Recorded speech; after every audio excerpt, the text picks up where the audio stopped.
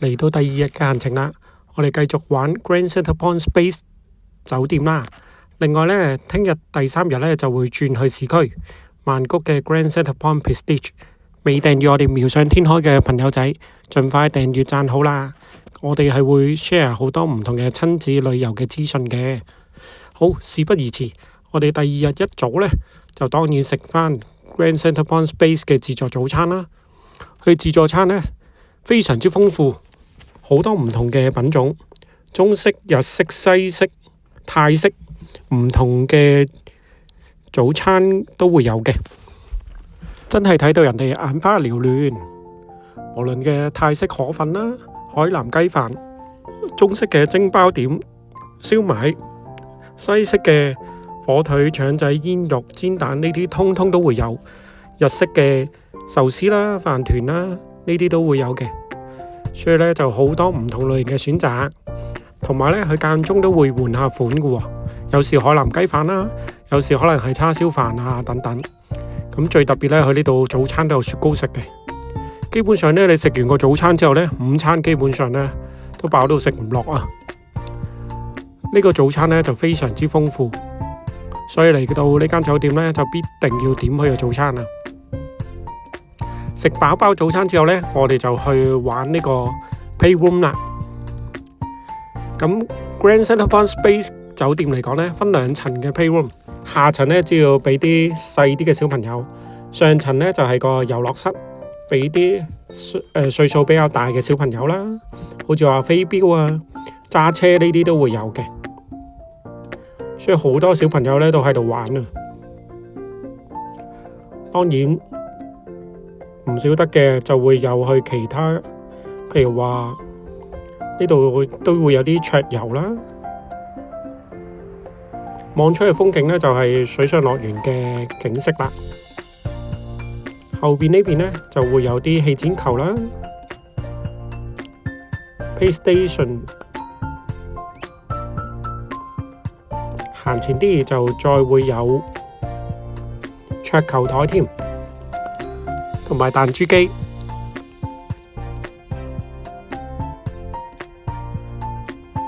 所以呢度都比較多小朋友喺呢層度玩啊！呢度仲有兩部遊戲機添。下層嘅話呢，就俾啲細個啲嘅小朋友，主要係啲小朋友嘅玩具啊、桌遊啊，有啲電視喺度可以俾小朋友睇。阿女呢，主要都係喺呢層度玩添。都玩得非常之開心啊！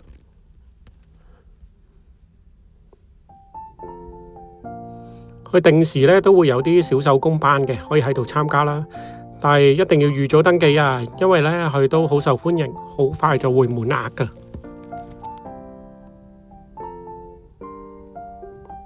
同埋呢，佢好處呢就係兩層呢都會有洗手間，就比較方便啲。小朋友好鍾意喺度跑跑跳跳。玩完之後呢，我哋就準備出去啦。出去前呢，就試下呢個魔法，睇下成唔成功先。我就放咗100匹啦，就希望有個少少嘅動物啦。之後我哋就去咗附近嘅 Lotus 商場。咁啊，主要係行呢個大型嘅超市啦。去商場呢都有啲鋪頭仔，亦都有 Boots、Watsons，有雪糕啦、KFC 炸雞啦等等。基本上喺度食個午餐，行下超市呢，都可以消磨一整個下午啊！同埋呢個 Lotus 超市呢，真係非常之大，閒閒地你用2-3個鐘呢，係走唔甩㗎。附近都有啲小食啦，有冬甩，因為飽到呢，我哋午餐都冇乜點食啊，所以呢，小朋友呢，食啲小食呢，就已經 OK。一年冇嚟到 Lotus 嘅間隔呢，有少少唔同，多咗個雪糕機，可以喺度買雪糕。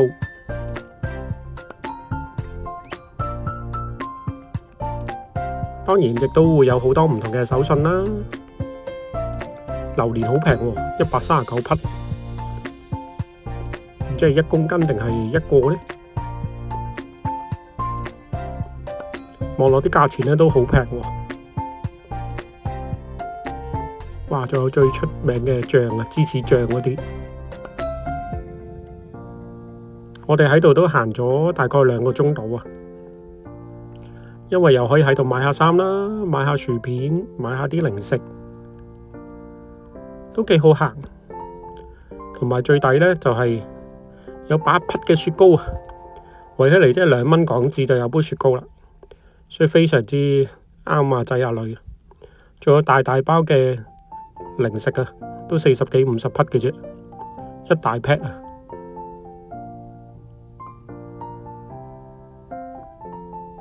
真係令人哋睇到眼花繚亂啊！小老闆紫菜啦，都係50幾匹嘅啫，已經有10塊啦。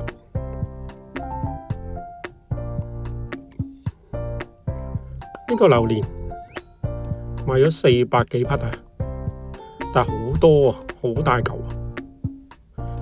魔法返嚟之後呢，哇！竟然係有隻蟹啦，天鵝。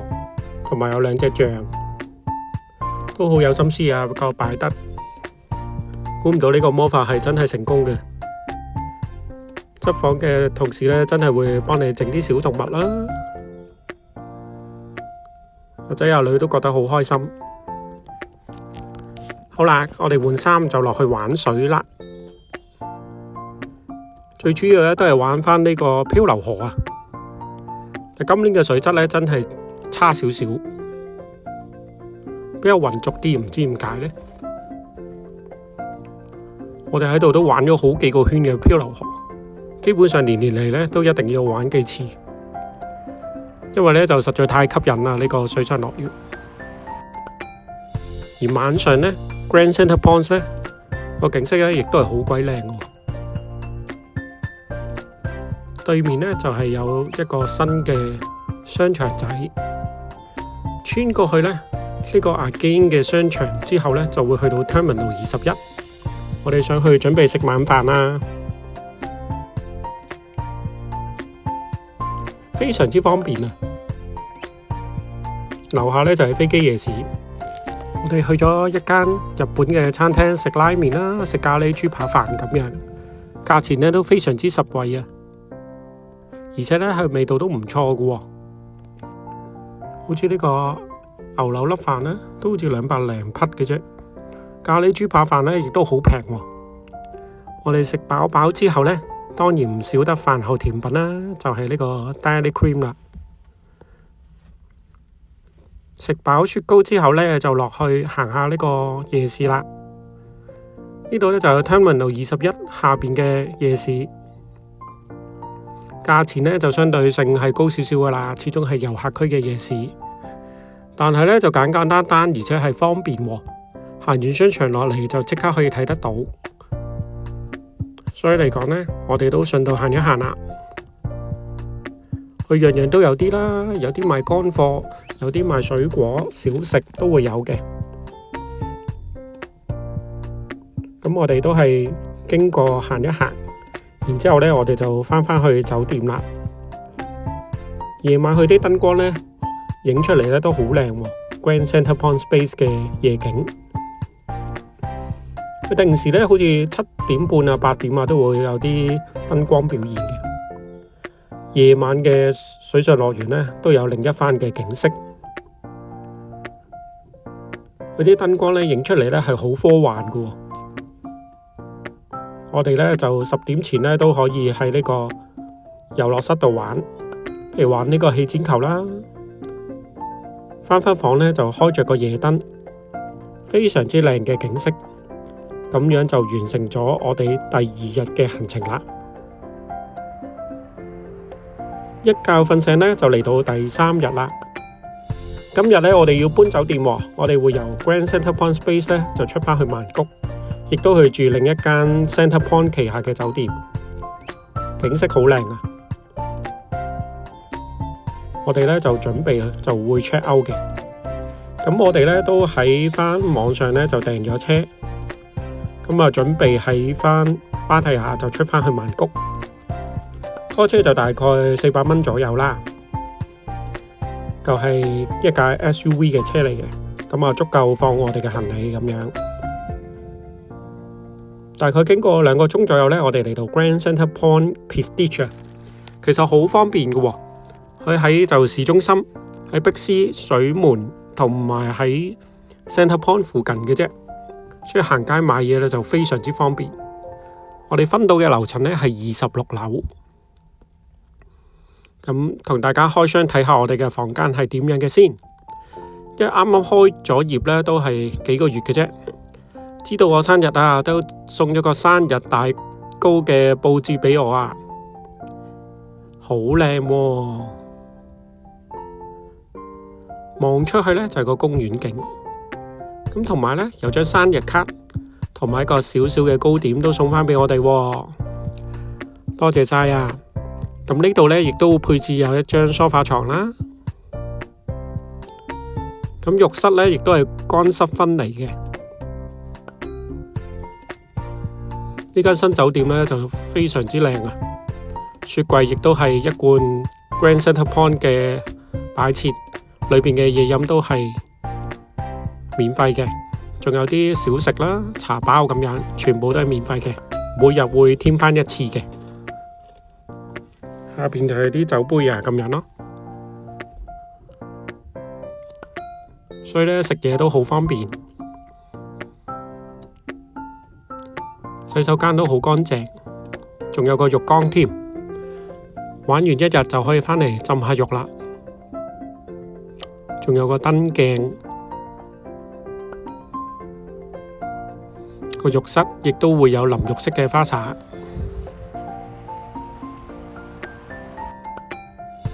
插頭都幾齊全 ，USB-A、USB-C 都會有嘅。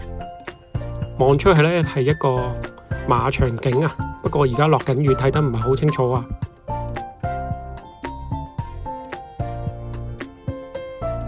佢仲寫咗張生日卡俾我添。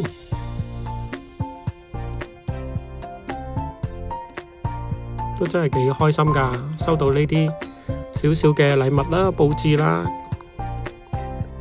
我哋想返去泳池睇下先，不過落緊大雨啊，冇人游水。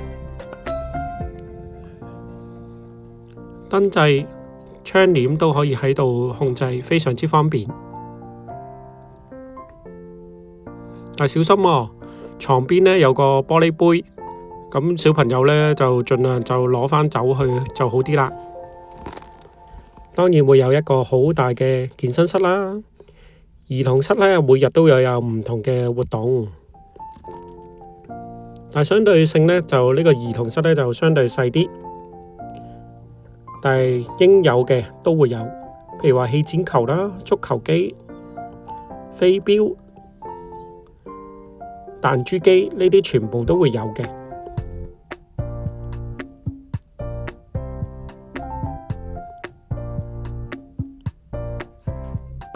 地方就唔算十分之大，但係賽車亦都會有2部，後邊亦都有2部 PS5 可以俾小朋友喺度玩啦。有一個桌球，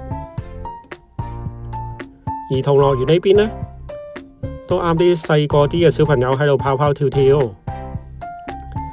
有電視啦，仲有2個公仔喺度俾人可以打卡影相。望出去呢已經係 Centre World， 非常之方便啦。俾人感覺呢，呢個兒童樂園呢就係好輕鬆嘅。雖然地方唔係好大，但係佢係維持咗一貫 Centre Point 酒店嘅設施，佢都盡量滿足到大家唔同嘅需求。曼谷呢真係成日都塞車。好彩我哋夜晚食嘅 Copper Buffet 呢就喺附近，步行距離都係10分鐘之內嘅啫，非常之方便。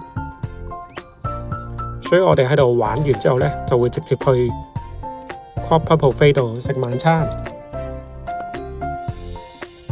基本上我哋每年嚟呢都會去 Copper Buffet 度食晚餐。最受歡迎呢就係呢個賽車嘅遊戲啦。睇下仔揸車嘅情況先，又落雨又塞車，所以嚟講呢，大家搭空鐵呢就比較好啲啦。如果唔係呢，就會好似咁樣啦，勁塞車啊。Copper buffet 嘅片呢，我哋會另外發放嘅。